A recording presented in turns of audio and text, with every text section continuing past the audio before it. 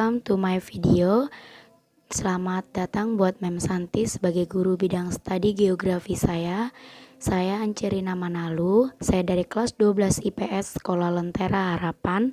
Ini adalah video saya yang berjudul 5 negara terbesar yang tersebar wabah COVID-19. Selamat menyaksikan.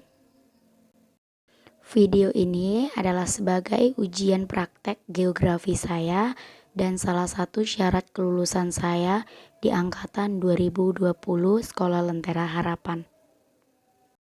Baiklah, di sini saya akan menjelaskan beberapa pertanyaan-pertanyaan dari guru bidang studi saya yang berkaitan dengan 5 negara terbesar dan paling banyak jumlah tingkat kematian maupun jumlah tingkat yang terkena wabah COVID-19 pada tahun ini.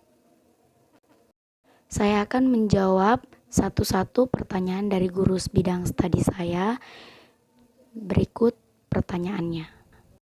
Pertanyaan yang pertama, usaha apa saja yang dilakukan oleh negara-negara tersebut dalam menangani virus corona?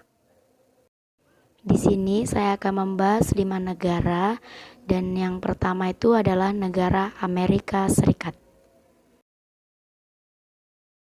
Amerika Serikat dengan jumlah kasus yang terbesar di dunia yang berjumlah 3.067.650 kasus. Dari jumlah tersebut ada angka kematiannya dengan jumlah 10.943 kasus kematian yang tercatat. Usaha yang dilakukan oleh negara Amerika Serikat yang pertama itu adalah Massive Rapid Test yang melibatkan lab kesehatan pemerintahan swasta dalam melakukan tes wabah COVID-19 secara cepat dan secara ketat. Yang kedua itu adalah stay at home. Jika ada yang berkeluaran atau yang keluar dari rumah akan dikenakan oleh hukum-hukumnya yang ditetapkan oleh pemerintah. Yang ketiga, wajib menggunakan masker walaupun bepergian dan keluar dari rumah.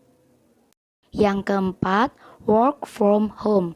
Itu artinya adalah bekerja dari rumah, bersekolah dari rumah, dan melakukan aktivitas apapun itu yang berupa perusahaan dari rumah masing-masing. Dan melakukan social distancing sejauh 2 meter. Negara kedua yang saya ambil itu adalah negara Spanyol.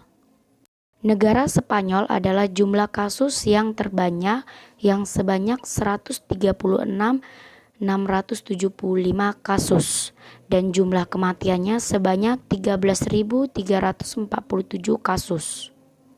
Lalu, usaha yang dilakukannya dalam kebijakan pemerintah itu adalah melakukan kebijakan lockdown ataupun bisa meringankan pihak tim medis ataupun pihak kesehatan.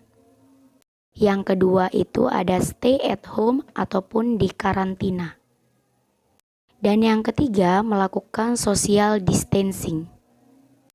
Efek dari diperketatnya peraturan di Spanyol, maka pada tanggal 20 Maret 2020, Spanyol sudah tercatat menjadi negara terendah yang terkena COVID-19 atau coronavirus. Negara ketiga itu adalah negara Italia. Negara Italia, kasus virus corona sebanyak 132.547 kasus yang sejumlahnya kematiannya sebanyak 16.523 kasus. Usaha yang dilakukan oleh negara Italia sama seperti negara-negara lainnya dengan melakukan lockdown, social distancing, menggunakan masker jika keluar dari rumah, dan melakukan work from home dan melakukan pekerjaan seluruhnya di dalam rumah atau stay at home. Negara keempat yaitu negara Jerman. Negara Jerman, kasus virus corona sebanyak 103.375 kasus dengan jumlah kematiannya sebanyak 1.810 kasus. Usaha yang dilakukan oleh negara Jerman melakukan pelacakan rantai infeksi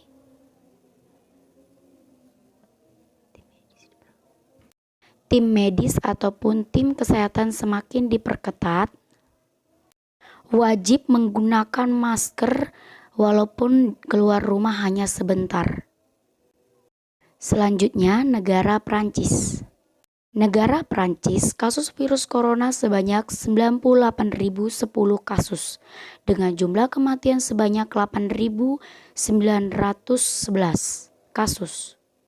Usaha yang dilakukan sama seperti dengan negara-negara lainnya, dengan melakukan lockdown, social distancing, dan tim medis diutamakan. Pertanyaan yang kedua, kerjasama apa saja yang dilakukan oleh setiap negara dari kelima negara tersebut dalam menanggulangi wabah tersebut? Kerjasama yang dilakukan itu menjaga dengan ketat dan membantu perekonomian rakyat walaupun dalam keadaan lockdown. Namun setiap negara pasti sudah melaksanakannya dan sudah melakukan kebijakan tersebut oleh kebijakan pemerintahnya masing-masing. Pertanyaan yang ketiga, menurut pendapatmu, apakah usaha yang dilakukan oleh setiap negara sudah sangat efektif dalam penanggulangan wabah tersebut? Berikan alasannya. Usaha penanggulangan setiap negara tentu sangat efektif dan sangat baik karena sudah ada kebijakan setiap pemerintah dalam menangani COVID-19 dan dapat membuat menurunnya angka positif atau angka kematian dalam sebuah negara tersebut. Pertanyaan yang keempat, apa dampak yang paling merugikan bagi sebuah negara jika penanganan virus corona lambat ditangani?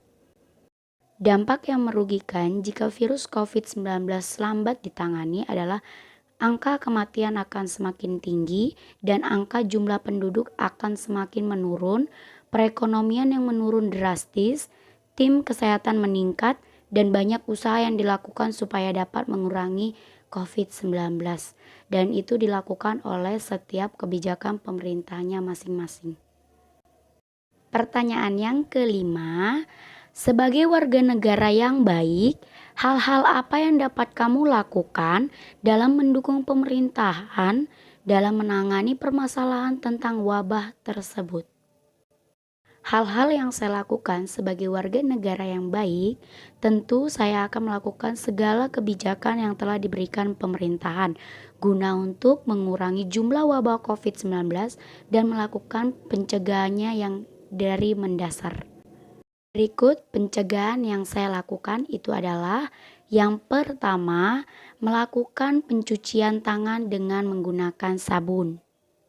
Yang kedua, melakukan ganti baju jika pulang dari bepergian atau dari keluar rumah. Yang ketiga, melakukan kebersihan rumah ataupun memakan buah-buahan yang sehat dan menjaga daya tahan stamina tubuh. Yang keempat, jika merasa flu ringan ataupun batuk, pilek, dan lain sebagainya, segera ke rumah sakit ataupun ke tempat kesehatan terdekat. Lalu yang kelima, wajib menggunakan masker jika Anda berpergian ataupun keluar dari rumah. Sekian dari video saya, semoga video ini bermanfaat dan dapat memberkati orang-orang sekitar, terutama kepada guru bidang studi saya. Tuhan Yesus memberkati, tetap jaga kesehatan dan tetap berdoa kepada Tuhan.